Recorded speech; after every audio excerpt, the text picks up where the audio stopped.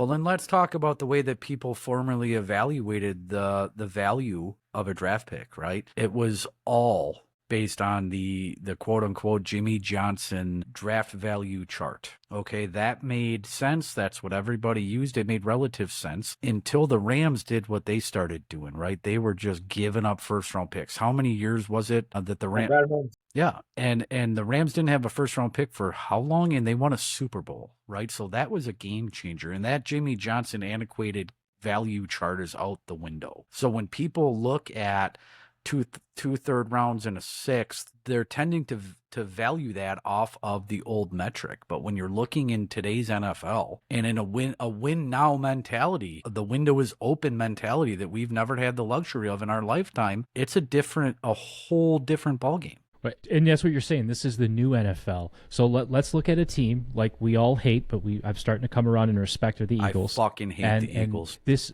is how they did what they've done, right? So when Chip Kelly was still running that team and he was the general manager, they took Howie and they sent him all over the world. And they said, go learn how all these different teams are successful. Soccer, hockey, wherever, right? And he took a whole different perspective. And that's what you're outlining, Hitch, is that this is a different NFL. There's a different approach to this. You're not going to take the archaic way, i.e. what happened with Shedeur Sanders.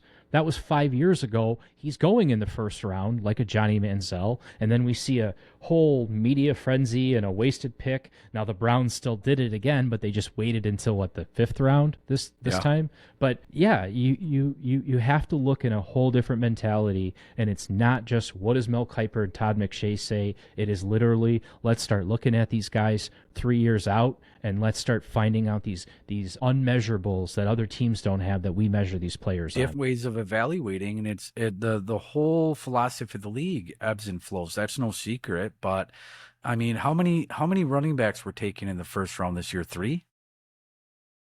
Yeah, and do you want to know why? Because the game has changed. Philadelphia won a freaking Super Bowl by digging into free agency and getting their guy, right?